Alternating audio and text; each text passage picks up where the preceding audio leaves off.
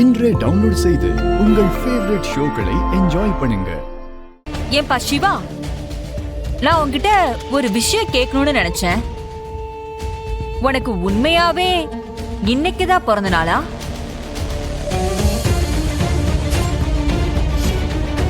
இல்ல உன்ன மாதிரி அப்பா அம்மா இல்லாத, அப்பா யாருன்னே தெரியாத, ஆதரவு இல்லாத பசங்க எல்லாம் அவங்களோட உண்மையான பிறந்த நாள் என்னைக்குன்னு தெரியாம ஏதோ ஒரு நாள பிறந்த நாள் நினைச்சு கொண்டாடுவாங்க.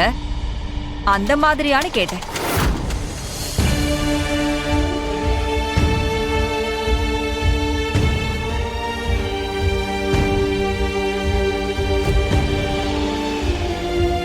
அத்தை, என்ன பேசிட்டு இருக்கீங்க நீங்க?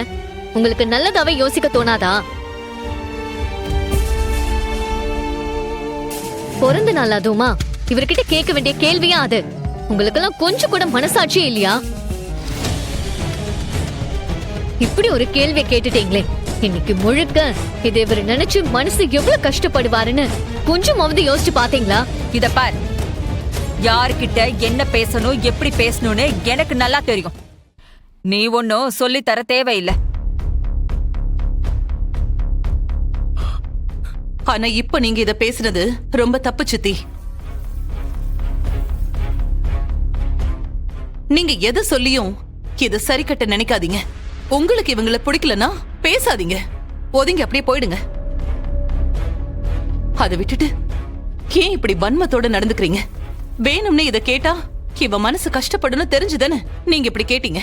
இல்லன்னு மட்டும் சொல்லாதீங்க. ஏன் சித்தி இப்படி மாறிட்டீங்க நீங்க? என்ன காணி அம்மா சொல்றது நிறுத்துறா.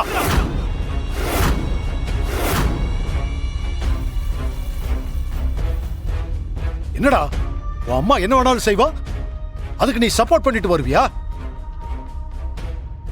இவ அப்படி பேசினது தப்புதான்.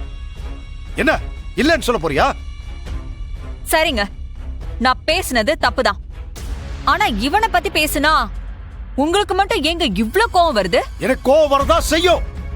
ஏன்னா இவ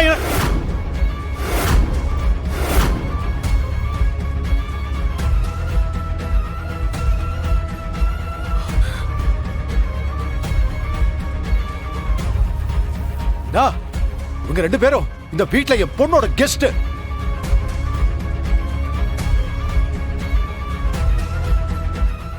ஒரு கெஸ்ட் கிட்ட என்ன பேசணும்னு தெரியாம பேசினா எனக்கு கோவம் வரதா செய்யும்.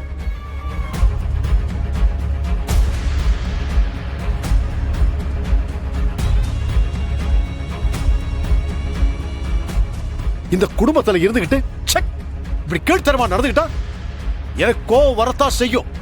பிறந்தநாள் அதுவுமா இப்படி ஒருத்த மனசை கஷ்டப்படுத்துற மாதிரி நடந்துக்கிறிய? நீ எல்லாம் ஒரு மனுஷியா? ஒன்னு சொல்றேன் கேட்டுக்கோ. இன்னொரு தடவை நீ இப்படி தரக்குறைவா நடந்துகிட்ட அப்புறம் நான் என்ன செய்வேன்னு எனக்கே தெரியாது.